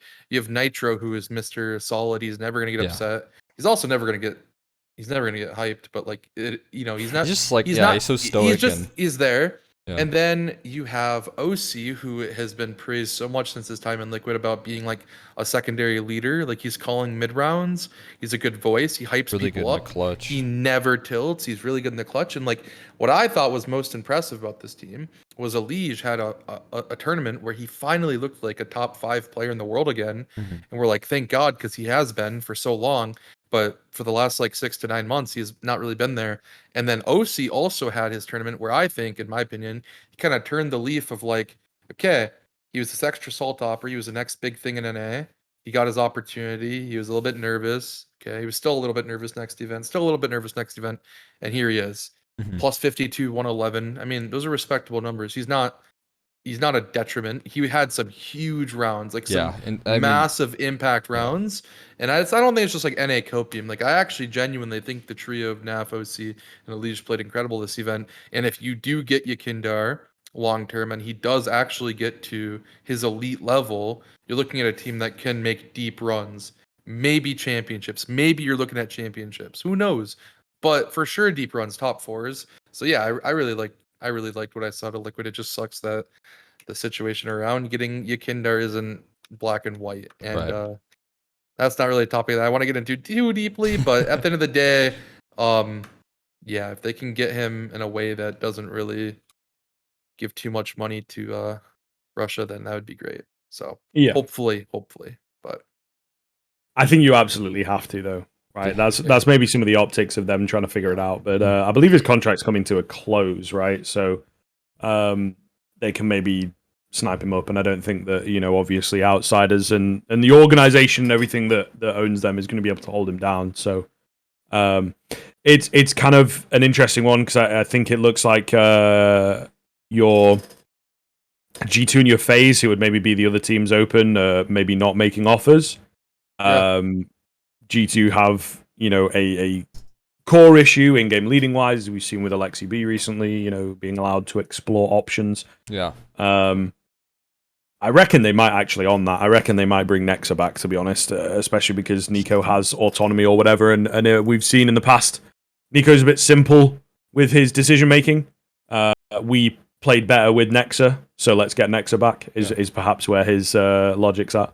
But anyway, I feel like Yakindar, you absolutely need to pick him up, right? I feel. Top 10, if not top 5 player in the world when he's at his best. Top 10 just sort of on average, let's say. Was a bit weird, very quick to get in here, right? And I think that's maybe the only way that he could do practice. You have this whole, 150 hours. They probably had a few meetings. Here's what we're going to do with you. You're going to be playing some new spots, maybe some awkward ones, maybe some bitch rolls, because that's kind of what we need. We don't have a lot of time to work it out. And I think he has perhaps gone and been like, all right, I'm just going to spam pugs or whatever, and put myself in those spots so that I can at the very least feel comfortable in the, structure of the map. Maybe not the structure of the team, but in terms of where I'm playing from. So I think, unfortunately, they've just not had enough time to work it out. But he has to surely give you that X factor, which is something actually that this Liquid squad has really been missing. They've just been a bit dull. It's like, I think they've had a 6 months of winning games that we generally expect, but when a challenge arises, even a small one, they just don't really do much of anything. And I think it's because they have been missing a little bit of that explosiveness. And again, the Shocks edition is where maybe letting players have a bit too much autonomy can be weird, because you have some players in there who have been around for a while who will maybe be like, Shocks in the past has been an explosive element, has been a really strong player. If we give him more freedom, maybe, or whatever, but they just never really figured out what to do with him. And obviously, on an individual level, he's not been that great for a couple of years now. But Yakindar is maybe what they wanted from Shocks, and much more capable, at least at this point in his career. So I feel they absolutely need to get him. No matter the cost, no matter you have to give it a go, right? Because this guy could really turn your team around. And I feel like the potential of an OC, the potential of where Elige can get to as a player, has to be way, way higher than actually what outsiders were able to provide, to be honest. Jame maybe, for sure, but they have a really weird way of approaching the game over there in that team. This is a really good but I think you just have to get to play with as well, right? I mean, a lot better in terms of the riflers on that team. 100%, yeah. And also, 100%. you have to think from a different standpoint. Is like, Jame also is known as this in-game leader who just he's basically a puppet master for 4 other people. And you have Nitro, who is the exact opposite. Who Nitro kind of embodies that loose structure where he allows people to do things, and a guy like Yakindar, who already likes to do what he wants, would probably love it. So it just, to me, it's a match made in heaven. They have to do it. If Liquid ever wants to find long-term success, they have to do it. And it's worked. Yeah. So I mean, hopefully. Yeah, fingers crossed for sure. We'll see if that comes to be, but we'll go ahead and switch it up as well, from surprises, maybe some good things, to rant, finish off the day. And I just wanted to do this because I wanted to end on a bad note. Why not? Because we got a lot of things to talk about here. Honestly, I'll go ahead for this first one because I feel like it's pretty safe, and I don't know if y'all will have it, but I just wanted to say, coming into this event, there's a lot of talk about how this event could have been anyone's game, right? I think people really weighted some of those Rubat Cups, IEM Dallas with no Na'Vi, and an Ins team that's playing with Snacks, and that was a lot of fun. There's a couple of good events where we got to see Cloud9 take a victory, and unexpected online events as well. But overall, I don't think that this event could have ended any other way than FaZe and Na'Vi. Maybe that's a little bit of confirmation bias in the mix there, because FaZe, we weren't sure how they were going to come into this with their recent results. They did lose to Ents with the stand-in, so we weren't exactly sure what sort of FaZe we were going to get. But in terms of I don't know, everyone's talking up Kerrigan as the best IGL, or the GOAT IGL now, fighting for Glaive, and I think after that major, a lot of people were convinced that was the case. Now we got FaZe coming into this event, a big event. You know, they're not off the post-major blues where they just won their biggest event. They're not taking a little bit of a break. They went straight to Dallas, right? And, you know, I will say that he's going to do a lot of preparation for this event. He's going to come in ready to play. And then you've got the unstoppable trio. You've already seen them do very well with Sumdai Young in past events, Na'Vi. So there was nothing stopping this final, I don't think. And then, you know, we got to see the clash of the Titans at the end. But I was just so shocked to see people thinking that the finals could have been anything different. The only route I could have seen the finals being different was if Cloud9 had a good event. Like, maybe, like, Simple's even said it in interviews, like, throughout all of the last year, like, they played a lot against G2 in finals, and he was like, they are not a problem for us. They had that segment within the Cologne event they played over multiple times, and he was like, yeah, like, G2 played in finals, but, like, they weren't a problem for us. It's always been FaZe. And then he was like, well, actually, Gambit, for whatever reason, every time we play them, or Cloud9 now. Yeah, domestic Like, matchup. whatever it is like their style of play and like the prowess across like Shiro and Exile, and when you get a good tournament out of Nafany, like they are a team that could be poised for like a finals every once in a while. So I don't think it was anybody's tournament either. Like I thought for sure FaZe Na'Vi finals like made the most sense, but yeah, maybe we could have seen like a deep run from Cloud9, or maybe like we could have expected more from Yabi with Heroic, because Heroic's always top 4. So if they make a roster change, they go top 2. You know, do the math.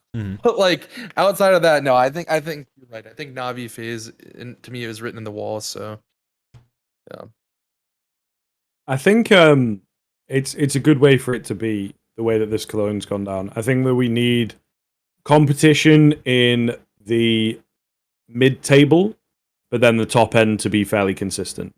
If you I think it's one of the issues that maybe Valorant has at the moment, that it's like every time you go into one of their bigger events, I don't follow it massively, but you know, you go into one of the bigger events and it's like, okay, this team's looking good, based on the eye test, bit of the, you know, shadow boxing across regions. I reckon A, B, and C are going to place really well, and then they kind of bomb out, and you know, suddenly you've got a new team that's on top, and then you have to wait another 2 or 3 months to get another barometer of whether that big team that won the last event can keep it up for the next one. I think that it's healthy for a scene to have some consistency from the bigger sides, but a nice, interesting kind of mid-table. I think it would be better if the top 4 was a bit more consistent, not just the top 2. Yeah. Because then you can build some of these rivalries. Like, we want to see FaZe Na'Vi again. It was really close, really, really down to the wire. Crazy calls at the end of Nuke. You know, you want to see that again. And whether they can pull it off again, whether Na'Vi are ready, and blah, blah, blah, right? Like, I think that is healthy. And then maybe a little bit of a difficult team for FaZe to get over on a consistent basis. Let's say Cloud9 could fit in there, right? That it's like, oh, they always face them off in the semis. They always seem to beat them. And then on the 3rd or the 4th time that they come against them in a semis for a big event, they actually lose it. And Cloud9 have finally done it. And maybe this is a, you know, so it's really good for the storylines to have some top level consistency. But I do think it's cool that we have a Mouse, we have a Movistar Riders. Maybe not quite as deep, but certainly upsetting, you know, some of the teams and whatnot is always fun. So this, for me, feels almost like the perfect event storyline-wise. It's about 98%, I would say. It would be nice, indeed, if we saw like a Cloud9 that looked good at Dallas, you know, find some space, or a NiP that looked good, really good early on in the tournament, also, you know, perform well and get cut off at, indeed, that final hurdle. So I'm a big fan of how it panned out. Yeah. You go ahead, Skriv, for your rant. Sure. So my kind of rant falls into like scheduling, I think. In the sense that, you know, we're towards the end of the season, very cool, but I think as we've been touching on and talking about, we have seen a lot of disappointments and a lot of teams sort of fall flat, and I think that there are a good few teams who are maybe looking beyond Cologne coming into the event a little bit, not entirely, of course, right, but a little bit looking beyond it, like, right, we need the player break because we need a break because we're burnt out, or we need to make some moves and we know that moves are coming. So, you know, it's not full-on dead team vibes or whatever that we had last year, but We have a couple members or one member even that's just not going to be with us in the next couple months, and I feel like that has really affected, as I've just mentioned with storylines, that's really affected some of the outcomes of the games, where it has been a bit weird. Teams start off well, G2 and NIP are probably the ones that fall into that, and then all of a sudden they just, shit the bed. So yeah, for me, the big issue that I had is just the fact that, not with Cologne specifically, but we need to figure out what we are doing with the schedule. A couple of dotted in events like the Pinnacle and the Rubet and stuff. Blast sort of trying to find spaces around ESL.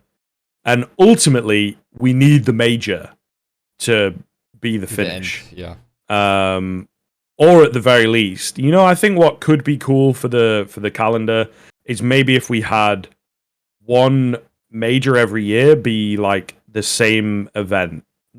Maybe not every single year forever, but that IEM Cologne gets tied in for 2 or 3 years to be that that major at the end of the season, and then we could revise a couple of years later and maybe even move the player break and say, okay, this time it's going to be Kato, right? Another big event that's got a lot of history. I'm not so sure that I'm as big of a fan. And then it is like, okay, you get a Rio, that's a really cool area, or you get a throwback to Stockholm, the home of Counter-Strike or whatever, right? You can move it around and give that other major its own individualistic kind of narrative. But I think it would be good for the sake of scheduling that we had one of the majors be a bit more predictable. Because the way that we look at it for this year, it's like we had one slap bang in the middle of everything, and then we're going to have one towards the end of the year, but there'll probably be one or Blast's probably going to squeeze an event afterwards, and then there's got final. and then Beijing, right? I think is at the start of December, so it's going to be a bit weird. We're going to have the major, and then we're going to have this same issue that we had with Antwerp just now, where it's like 2 or 3 weeks, we don't really get to digest it fully, and suddenly we've got another event, and then it's like the phases we saw, they've just won the major. I don't really care about this next event so much. They probably are just there to keep people happy, and they are building up to the next big noteworthy event that's coming, which was indeed Cologne. So I think the schedule, we've had problems in the past where it's too packed.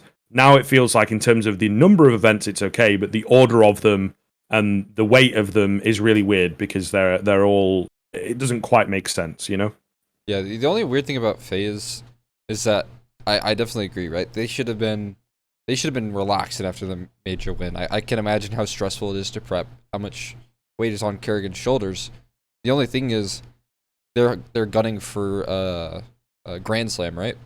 So yeah. Dallas was an important event for them. So I would have liked to said that they don't care as much about this event, but if they did win Dallas, they would have been that much closer to a Grand Slam. I'm not sure if they would have had it if they won.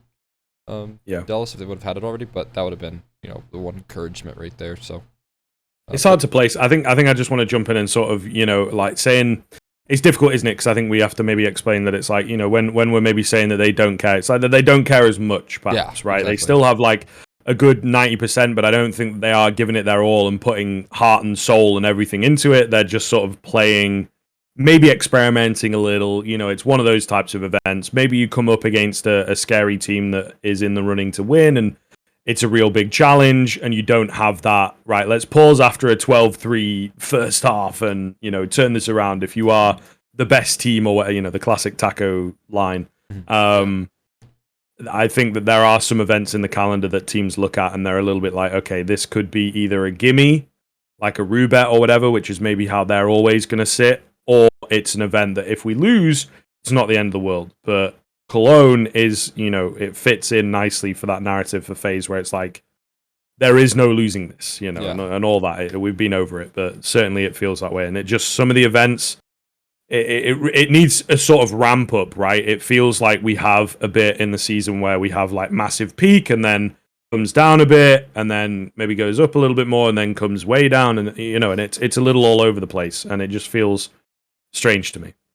Yeah, I think one of the biggest things though to kind of touch on is, and it's been a while since this happened, but like with ESL and their pseudo franchising, as well as Blast and their pseudo franchising, it's like these teams can't like decline an invite. Yeah. Like I don't know the logistics behind it, but they can't say no, right? At least they can't to, let's say maybe you can only say it once a year or something like that, whatever. Yeah. But like they can't not go. Whereas, if there was a Rubet, you could just say fuck off to Rubet. Like, if like honestly, it wouldn't have been that crazy if FaZe Clan just said fuck off, Rubet. We don't want to play. It's hard when they're throwing $250,000 at you. First I am place taking like a also big portion, but like, sorry to cut you off, but I'm yeah, just you're fine. very interested behind the scenes with events like that as to whether big teams like FaZe actually get paid like a little bit of an I appearance fee. I think they sign contracts. I can Oh, you go ahead. I can I was gonna say I can tell you as a player for sure. Like I don't know about Rubet, but there are some other companies that are running these types of cups Mhm. where bigger teams do get paid to just show up, like an Yeah. appearance. Yeah. Now, does that go to the players' pockets or does that go to the organization's pocket? Is it split? I don't really know. But yeah, for sure. I'm not saying like it's getting all dirty and there's like match fixing or anything like that, but Right. there's like teams who are like, we don't care. You know, like if we win, we lose, it doesn't really matter. We're just here so we don't get fined. Right? Yeah. Like Yeah. that is a Yeah. thing. That I is was- definitely a thing. I was kind of under the understanding that, some of these teams, like, if you're kind of on the outskirts of top 10, maybe you are a consistent top team, like an NIP or an OG, have maybe like year-long contracts to say, I'll show up to this many X events, like this many like relog events, whether it be a Rubet or one of the tour events that they've got going on in the future. I believe that's how it's worked. I'm kind of that's kind of my general understanding, but I could be off in that. But I definitely am always interested to see how those player breaks are going to be placed. This one, I kind of do like the timing because Cologne just feels like such a high, but again, there's that major in the mix as well, and I would have liked it if maybe that was combined Cologne major. You got the perfect exit, like it all on the line right there. Even like the finals would have been restructured, I think, to more like a 4 or 8 team final rather than the 6 that they've got going on. So I agree. So sometimes it's just like a little wonky with how the breaks are lining up. I think. And what? Go ahead. Yeah, I was gonna say like I actually think my criticism would probably fall more towards the players a little bit if that were to be the case that like teams were being paid appearance fees or whatever the case might be because like players always want to take this angle of like, oh well, we're so busy, we're playing all the time, traveling all the time, but like if you're still getting paid to do it and you're still accepting it, then like I don't feel so bad. If you're in a contract with ESL and you can't skip Dallas or you can't skip whatever, like that's understandable. Mhm. But like if like when Rubet comes around, like if I'm FaZe Clan, I take Rubet off and I just prep for the next event. You know what I mean? Yeah. I just think that just seems so practical. And you might be like, well, Stamina, they're leaving 250,000 up for grabs. It's like, yeah, these guys make way too much money. They can take one event off. Yeah. Trust me. Like they can take one 250K off to win To make $1 $1 million at event. Cologne. Yeah. Exactly. Like it doesn't matter. So I don't know. I'd probably critique the players a little bit more if that were the case. But maybe I'm wrong, but from what I understand as well, you're right, Cole. There is some sort of like appearance fee for some of these teams. Yeah. Yeah. But even with that, like this is what I'm saying, where I feel like it would be better to have a stable, because it feels like Cologne is almost more valuable from a legacy and prestige standpoint than some of the majors, right? Money wise, it's basically the same. So I just think that it's kind of crazy that we don't have one of these big events, be a consistent major, as Yeah. it were. And then it's like this second major, I'm just looking like while we're talking, it says IEM Rio finishes November 13th. 10 days later, you've got the fall final for Blast. About maybe like 2 weeks, you've got IEM China. We don't quite know where it's going to be yet, so I'm not quite sure as well. Teams might be a bit weird with that. And then 3 days after that, you've got the Blast World Final. So like that whole, it's great because we're going to get a lot of Counter-Strike, but it's going to feel really, really weird. Especially if we maybe get an upset run. Funnily enough, Navi and FaZe are already locked in for the World Final, but if we get a bit of a weird upset run, you might get like a top 3 finish team that's then at the fall final, then makes it to the world final. It's going to be a weird sort of period, and it feels like we had a bit of that as well with Antwerp. So Yeah.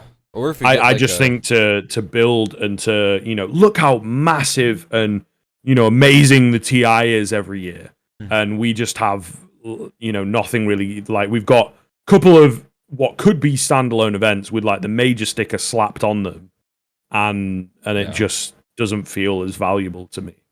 I mean, the crowd and stuff is going to be crazy in Rio, right? But like you said, Sure. You can have upset runs at majors. I feel like so much more than like you said, the pseudo franchise leagues, like a pro league. Not as many upsets, kind of, give or take. Like a Cologne, not as many upsets because you have to work your way through like a point measurement to get into the play-ins and all of that. And of course, there's like the partner teams with all of this as well. So you got Copenhagen Flames making major runs, making it into playoffs and all of that, doing really, really well in these majors out of nowhere, but then they aren't making it into the blast events. And sure, that could be on them to not be qualifying for those events, but also they're some of the best teams in the world at the moment. You can't argue with that because they had to go through a qualifier and they had to go through the groups and the play-ins and all the different challenger stages of majors. So they should be making runs in these other big events, but they might not even be present in them. And so that's always a weird thing as well. Yeah, I as a player, I mean, this kind of like goes into my rant that I was gonna do, but as a player, it's really frustrating to see the system that ESL's kind of created. And even more towards Blast. I mean, we just don't even get Blast qualifiers. Like, I think I've played one Blast qualifier ever as a player. Um, and that was for an online COVID event here in NA. So it's Yeah. like there's no in to their league at all. But when you look at other than like world ranking, I think they invite some people in the world ranking, just like ESL does. When you look at ESL, this will lead into my rant, so I'll just start going on this if that's okay. Yeah.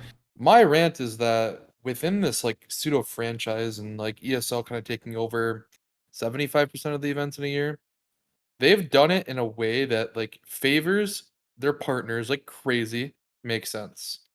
But it also favors regions that have one or two incredible teams, and they don't really look at the regions as Europe, CIS, NA, Asia anymore. Like, they look at it as like France is their own, Germany's their own, etc. And I was talking about this with Cole earlier, Skriv, but as an NA player, we often bitch about our circumstances. We often complain about the hand we're dealt. And yeah, we have Evil Geniuses complexity, like, but they're all partner teams. That's cool. But when you look at some of these other regions, like I recently played at ESL conference, season 16. When you look at like conference, I was reading this off to Cole. The way that teams qualified for this event, you have two ECL Europe spots. Okay, you have two ECL NA spots. You have an ESL Challenger event spot. You have a South American Open qualifier. You have ECL APAC.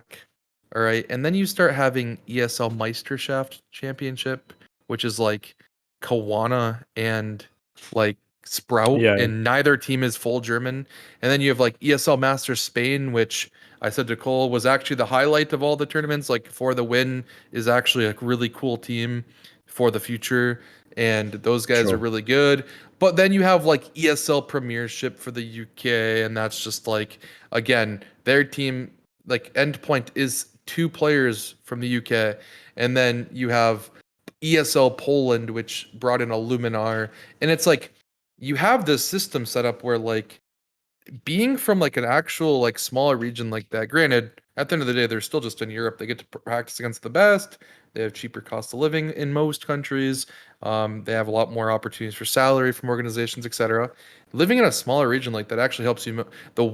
The region that actually had the most up at this event was Australia. Somehow had three teams. They had Encore, Order, and Vertex. It didn't make sense to anybody. I actually spoke to players from Vertex and Encore, and I asked them, like, how is this even possible? And they actually were so confused themselves. I guess it just stems from, like, they had, like, a dedicated Pro League spot, and it went away, so that was, like, one of their spots, and then they were only supposed to have two.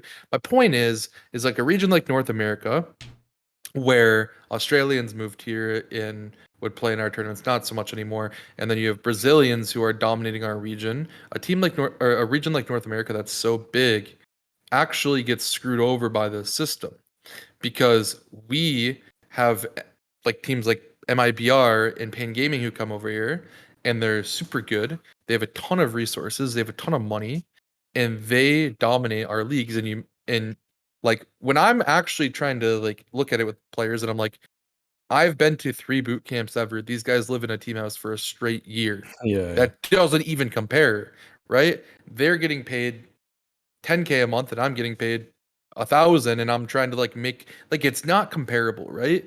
And so like my frustration with how ESL has set this up is they say that they're trying to like help each region, but they don't actually do any sort of like region locking. Just as much as it pisses me off that NA gets screwed over, I think it's pretty stupid that Germany, as a region that is struggling, right? Like outside of Big Clan, struggling. They don't even have a German team that's winning their German championship. It's going to a team that is an international roster with 2 German players on it, right? yeah, So Sprout is getting like a Cologne play-in spot from winning a Meisterschaft where they're playing against Kawana. And Kawana is getting an ESL conference slot from losing to Sprout. Like it doesn't make sense. And the way that ESL has it set up, it really like helps out like Europe a lot more than any other region, but more so it just helps with these little tiny regions. And when you're looking to get development out of these regions, and you wonder why back in the day Sweden was a powerhouse, Denmark was a powerhouse, and they're not powerhouses anymore. Why is that? Because like these regions are actually struggling when they're not getting like genuine support. I think if you're going to create the system where you're going to give direct regions like opportunities, you need to actually create some sort of like roster rule on X amount of players, and it can't be 2. That's too little. And you actually need to develop teams from that region and give them these opportunities because this is the only way into these events. We can't get to a Cologne. My team could never get to Cologne unless I am ranked high enough on the world ranking, or like that's it. Like I don't even think there was a qualifier for the play-in. Like Yeah, I think it was world ranking. yeah, it Or was. So ESL like ranking, yeah. yeah, so like we can't even make it in. So ESL has a system set up where it's like basically if you're actually just from like a really small region, you're best off and you can develop because you can just have 2 people from that region. So I don't yeah. know, that's my rant. That's what I'm really frustrated about with ESL because they run the whole monopoly, but they run it so poorly that it doesn't actually benefit regions very well. It's just I don't know, it's tough. Europe gets to prosper and Yeah, that's pretty NA much is a it. really tough region though. Like you say, it's weird because it's I don't know, maybe not as much because I guess the Valorant surge and whatnot, but it seems to be the case in a lot of esports where money wise pretty good, but competition wise it can struggle. So it feels strange, Right. right? And yeah, it is a bit funny in terms of like where the national leagues go. I think what happens at the very least this is what happens in the UK league, and I'm not sure they did have a conference spot. Don't think they've kept it. And I think they're still figuring out what they want to do, especially with conference and how people qualify and whatnot, right? And they've added this thing. There was only like 4 regions in it, but they added this thing where I think it was like Spain, Portugal, Turkey, and somewhere else where it's like you win your own region and then you go into another event that's like the national league qualifier or something like that, and then that's got the conference spot associated rather than just giving all these national leagues. So I think they're still figuring it out. But in the UK national leagues, it's kind of like, Endpoint, especially at the moment, don't have a full UK. I think you need at least, it might even be at least 4, definitely 3, and I think it'd be the same for Meisterschaft. But they're German in Sprout's case, or UK players in Endpoint's case, are so much higher, than the rest of the field that they get a couple stand-ins. You're probably going to want to play for Sprout at some point, and try and learn from those players and mix a bit and network a bit. So they're also going to be able to get themselves like the best stand-ins available, and they kind of still just shit on everyone else because they're just far and away like the best team, the best players. So I have a feeling that's kind of what happens, is where the rosters are not really locked in, maybe ahead of playoffs. I think you have to lock them in, but at least for the group stage, like they're not really all that locked in. And they can just wreck everyone else with German stand-ins.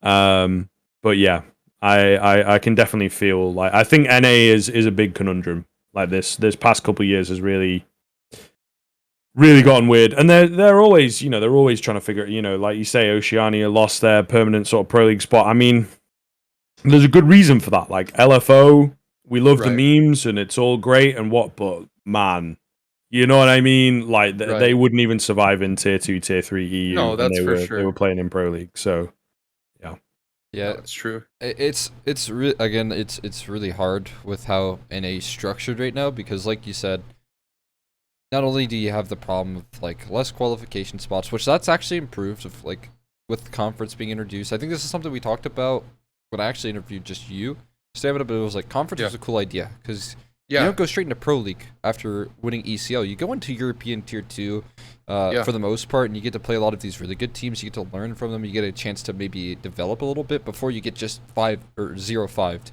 in an EPL group, which is a great adjustment.